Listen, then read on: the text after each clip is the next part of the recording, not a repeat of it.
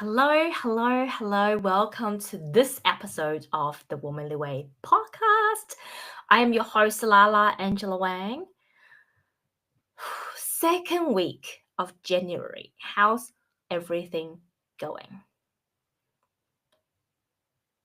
This is what I'm sensing. Some people will be like, hectic! And some people will be like, feeling a bit of nah, like I'm not quite ready for 2025 yet. I need another month break. And either way, it doesn't matter how you feel. It's all okay. It's all okay. You're not alone in either situations. And that's what inspired today's topic. I really want to talk about trust and boundary. Look at I go, just go straight into the point. And the reason that I want to talk about it, this is actually inspired by not just one. There's been a few situations around my life, not me personally, but obviously as a manifesting generator, a lot of what I do, a lot of my inspirations come from my surrounding. For me, it's about, and this is what I have learned over the years, it's about being that sacred observer of the world and then allowing my gut to feel into that situation and go, hey, what do I feel about this? And what do I have to say about this? For those of you who loves human design, you will come to realize, like, really, if you look at your throat chakra, that really talks about how you communicate. And then you look at, obviously your profile, that's going to determine, or your type, energy type, those are going to determine how you respond to the world. And for me, as a manifesting generator, emotional manifesting generator, I really have to let my emotion become neutral and then feel into what is it that I believe to be true in my energy. So this topic was inspired by situations that have observed around me recently. And what I'm really sensing is a lot of times, you know, I keep coming back to this in the show about how our external world is merely a reflection of our internal world. And so often I'm seeing people go, well, I don't trust this person. And from what I can see, or they'll be like, well, this person has no boundary. They're pushing my boundaries. And to me, really, trust and boundaries are two things that are linked in our lives. If you have no boundaries, you will have no trust. If you have too much of a boundary, you will have no trust as well.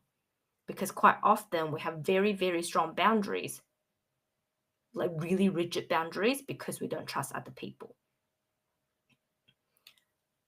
But ultimately, this is what I believe, right? When we don't trust other people, it's actually reflecting on our lack of trust for ourselves. I know this is going to sound so harsh for a lot of people, especially when you are in, I guess, critical situations or turning points in your life. Like, how could you even say that? If someone is treating you poorly, if you are in a situation where there's a difficult relationship, you'd be like, how dare you, Lala? How dare you say such a thing? I'm just going to say, hear me out, okay? Because this is what I am seeing, what I am experiencing, and I'm just going to talk about it from my own experience. I used to be a person with no boundaries, with no personal boundaries.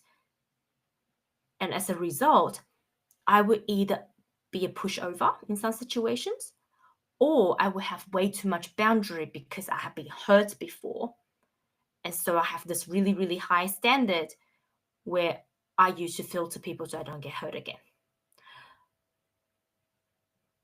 And It used to be really, really hard for me to trust anybody. I used to have this thing, no one should be trusted, especially being in business and in construction and dealing with financial side in contracts for so long. I used to be so proud of the fact that I trust no one. Even down to recently with my own relationship with Scott, we've been together for, gosh, 7 years since 2000 and trying to remember 17, end of 2017, and we were formally together in 2018. Or was it? No, we were formally together in 2017. Yeah, because 2018 was when I published my book. And then 2019, oh my God, time just gets so blurred. I can't remember, to be honest. Like all the times around 2020, time seems to be like really blurred to me. Anyway, so we met the year before I published my book. Must be 2018. Yeah, that's right. I know. Wow, time flies. So 7 years. Wow, that also means it's been 7 years since my maternal grandmother passed away. This month, actually, till the end of the year. So, like I said, we're going back to Taiwan for Chinese New Year, and this would be her 7 years anniversary of her passing. Oh wow. Interesting times. So we've been together for 7 years, right? But it's taken me, like, even when we first got together, I used to say to him, I don't trust you. And I used to use Brene Brown's formula, which is braving, to argue the point why I don't trust. This. So Brene Brown used the acronyms from braving, which is the seven principles of trust, to describe how trust is formed. And one of it is that you are trustworthy. Like if I ask you to do something, that you would do something. If you promise me that you would do something, you would do it. And Scott often would overpromise and underdeliver. And so I used to use that as my excuse to not trust him. It really wasn't until last year I decided that I was going to step up on love, the topic of love, with the foundation of tithing, right? Instead of giving money, I give away, not give away, but I was exploring the different ways that I could share more love. And what I really learned was that compassion is the next level of self love and love in general. And that was really only last month when I learned that. And I had the biggest breakthrough. But what I then also learned was through this whole journey of more self discovery, more self love, more compassion,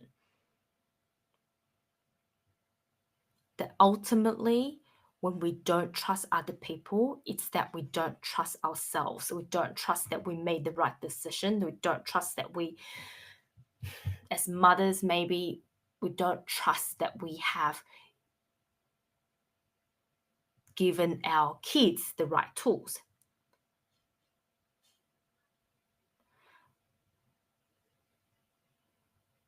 And when we don't trust people, you ask yourself, so I've discovered over the years a way to understand our psyche is to, when you raise a question, you go, I don't trust this person.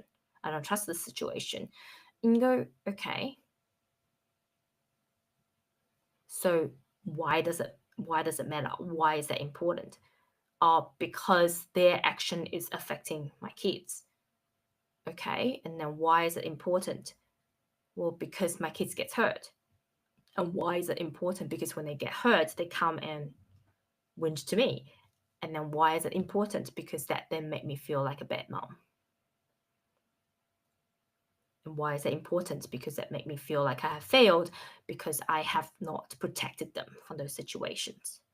So can you see, based on this acting out, it's actually really when we don't trust people, what you find is even though on the surface it sometimes look like it's because we wanted to protect other people, but at the end of the day, what we're really trying to do is always protecting ourselves. Now, that's not calling ourselves selfish, it's actually our protection mechanism. Our brain is built to protect ourselves subconsciously, right? So we're going to do everything that we can to protect ourselves. Because trust is actually one of the hardest thing, and trusting our intuition, trusting our wisdom is actually one of the hardest thing for modern day human beings. Not our ancestors, but modern day human beings. And the reason is our society, our authorities has taken away our ability to trust.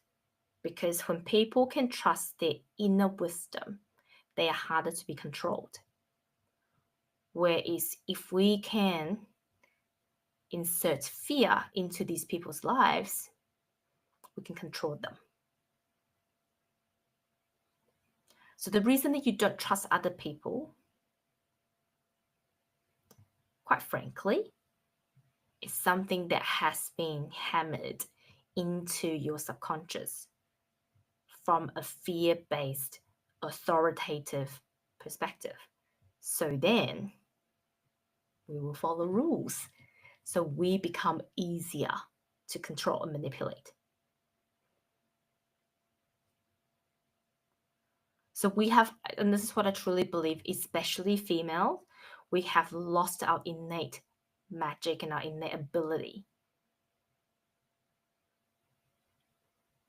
And you're like, well, but how do I even trust on, when my world is falling apart, how do I even trust? Actually, the simplest thing to trust is that you're going to be okay. As long as you don't kill yourself, you're going to be okay. And that is the truest truth. Right? And you have living proof every single day, however long that you live. Like I've lived on this planet almost 32 years, and I know for a fact now, as long as I don't do anything silly to kill myself, whatever challenge the universe throw at me, I know that I can overcome it. Because I have lived almost 32 years as living, breathing proof. And this is what I truly believe. People who have people that push their boundaries in their lives often have no boundaries for themselves or allowing other people in their lives to push their boundaries.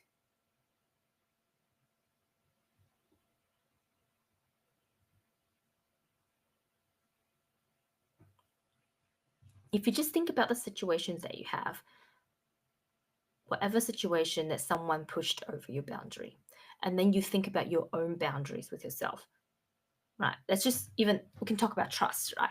How often you promised yourself you do something and then you don't stick through it? How often we're like, okay, it's the 1st of January. I am going to go to the gym every single day this year.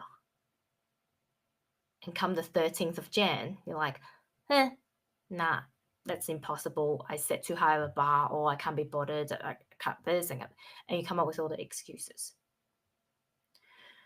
So if you can't even stick to a promise you stick to yourself, how are you going to stick to a promise that you promise other people? And over time, essentially you have built this relationship of mistrust with yourself because you're like, well, why do I even bother? Because I know I'm just not going to do it. Why do I even bother setting goals? Because I know I'm just not going to do it.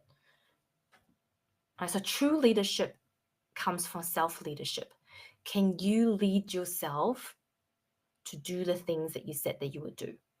Or do you constantly find excuses for yourself to not keep your promises? Or do you, even worse, do you let yourself off the hook? Because this is what you find. If you constantly let yourself off the hook, you either find that you will let other people off the hook too, or you're going to get frustrated that other people keep pushing your boundaries and do what you believe is just like, why would a normal person do it? Because you allow it to happen, just like how you allow yourself to not stick to what you promise yourself to do. And if you're a parent, think about what kind of example that you're setting your children, right? I mean, yes, we're all human. I'm not perfect, but I'm just using it as example to show, to demonstrate why so many of us actually don't trust ourselves. But I also think that trust and boundaries are linked to something called forgiveness as well. Yes, we do need to be strict with ourselves, but quite often what will happen is we let ourselves off the hook. And then we go, yeah, I'm just gonna forgive myself. And then on the other side, we'll beat ourselves up. Right. So it's, to me, trust, compassion, and forgiveness and love, they kind of play a tug of war, a four-part tug of war. And it's really through our trust within ourselves, we would then be able to find the balance. Um, there are days that I can't go to the gym. And there are days that I would beat myself up for not going to the gym. But what I realized lately, right? I was listening to a podcast about how really as women, if we want to do intermittent fasting, we should work on our cycles. And I always have this intuition. I was like, what if I can just experiment with it? At the same time, I was actually going to launch a program, a 5-day fast, water fast program. And I decided to pull it out because that's what my gut feels. I want to experiment with this new found strategy that I've got. And it's just not the right time because for me to push this fast program outwards, it will be incongruent.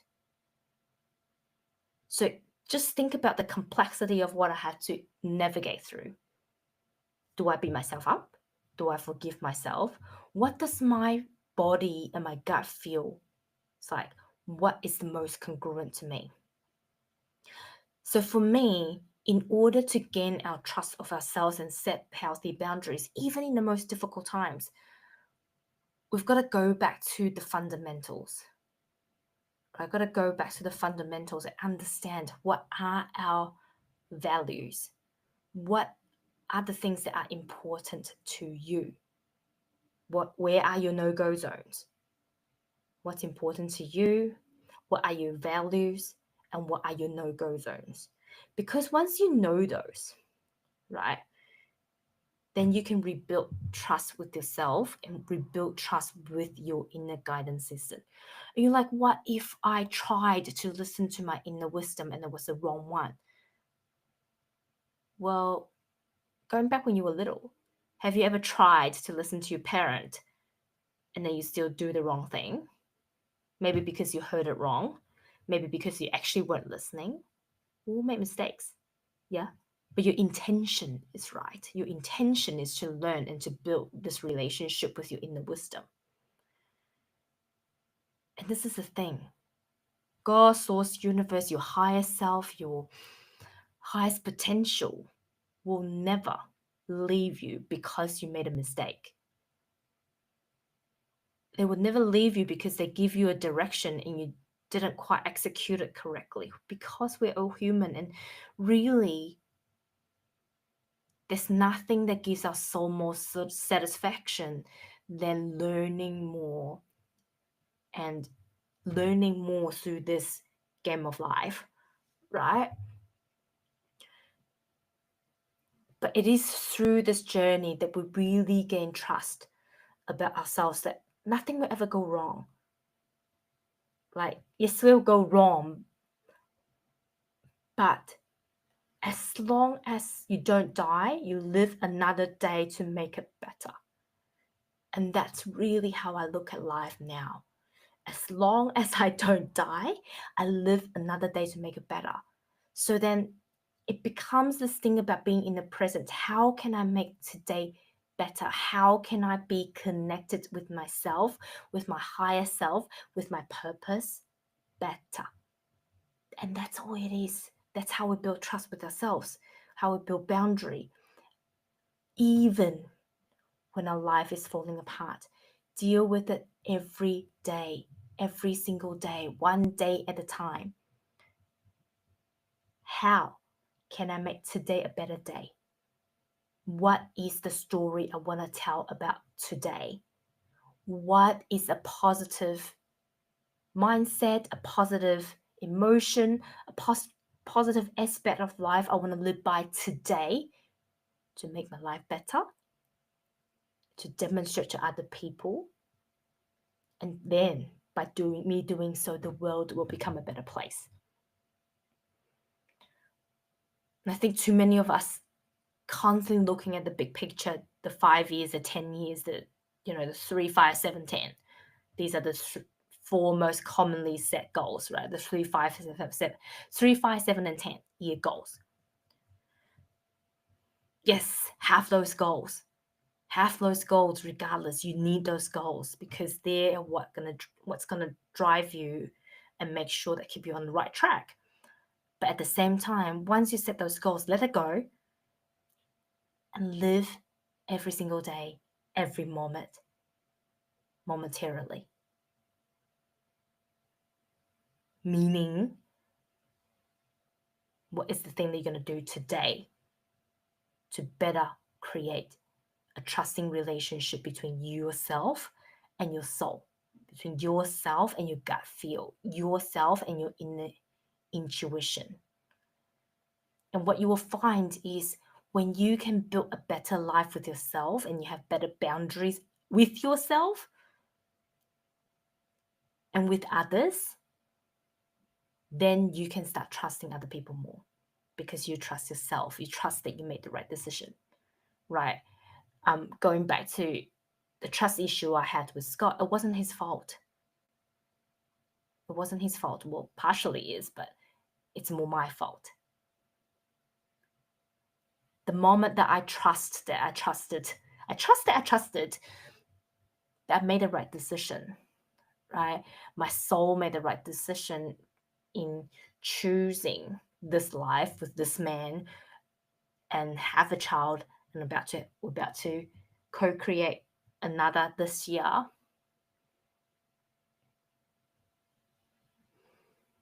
It's my choice, and I trust that I made the right choice. It's not that grass is not greener on the other side, so I'm just gonna, I made the right choice because this is the right person that is going to give me the experiences that I need and the lessons that I need and help me become a better person. Is he perfect? No. Is he annoying at times? Yes. Do I love him? Yes, I do. Do I hate him? No, he's just annoying, right? But I made that choice. I made that choice. And I trust my choice because I've done the work. Right? I didn't just choose a random guy from the street. So it's about when you make a choice, can you back your choice? And when you don't like the choice that you make, can you back your decision to walk away from it? And can you back your decision to walk away from it solely? Instead of whinging about your situation, whinging about what the other person's doing or they have done and how they've made your life worse, what can you do today to turn the situation around? not by working on other people, but do it from what you can do, because we can never control other people. I know this is like, everybody keep talking about the same thing over and over again. Yeah. But ultimately, it starts from you. You need to make that decision. You need to take the action. You need to do what you can do, whatever it takes, in your ability to change your situation, because you can't change anything else.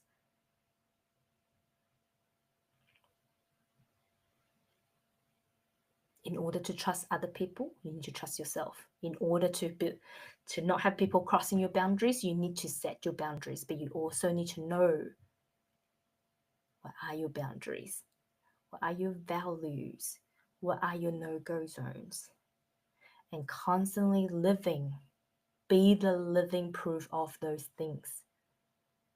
And soon the world will follow. Like, well, can I reinstate them? Yes, you can always reinstate them. You can always change them because they're yours. And then you just need to stay firm and tell people what your boundaries are and continue to reinstate those boundaries. You know what I learned the other day? So they were saying kids between the age of 0 to 3, the reason that we need to keep repeating what we're saying to them is because if we don't, they forget. They don't remember things as quickly as we do. So even though they learn things quickly, sometimes it has to, you have to reinforce it. You have to repeat it. Like a lot of Asian moms, Asian parents love to show off and say, look, my son can do this thing that's better than any 6-year-old when they're only 3. But the thing is, they may not actually remember when they're older. So you may have to reteach them unless you continue to reinforce it, right? You know what I believe? Adults are the same, especially men. Men, to me, from what I have learned, many of them, and I truly believe it's because they haven't gone through this initiation, like the tribal days. You have to go through initiation. Because the modern day man has not gone through initiation, many of them are just kids in their heart. And so a lot of times you actually have to continually reinforce things.